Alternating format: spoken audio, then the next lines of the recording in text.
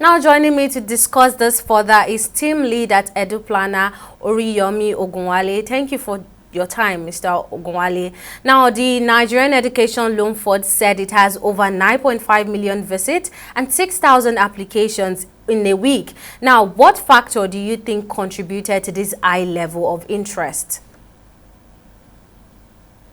If we can recall, the federal government had planned to start a student loan since last year, September of 2023.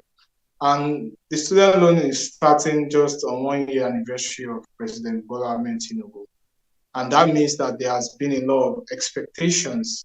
And with the platform now being open to the public, you could see that a lot of people are now a lot of students are now trying to apply for this scheme. However, you will see that rather than having 6.5 million visits, the number of people who are trying to visit, you see that only 30,000 have been able to register successfully. That still shows the number is very, very low. So there still needs to be a lot of things that we need to look at. But one other thing we look at is the fact that these numbers cannot be measured yet to know if there is success or if it's not meeting up to standard. So I believe that we still need a lot of time to actually look at the success of this scheme itself. All right, Mr. Oriyomi, now how effective do you think this act is going to achieve its goal of liberalizing funding for education in Nigeria? Um, for me, like what we'll try to look at is to look at what the government is actually saying. And what it means a lot of the time is that there is not much information about the holistic approach of what the government is going to do.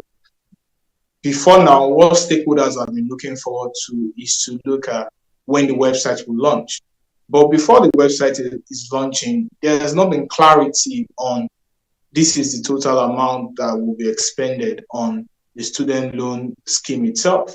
Rather, we are only waiting. If you look at the directive from the minister, the DG in charge, he is saying that the state tertiary institutions should also send the data of the students. So that shows that there is still not that harmonization in policy yet. So we cannot for sure say this is the amount that will be spent. If we don't know the amount, then we can't actually know if it's actually going to democratize, provide access to interest-free loan for students. So the days of measuring the success of this project is still far down the line before we can begin to say what has really happened with the student loan scheme in Nigeria.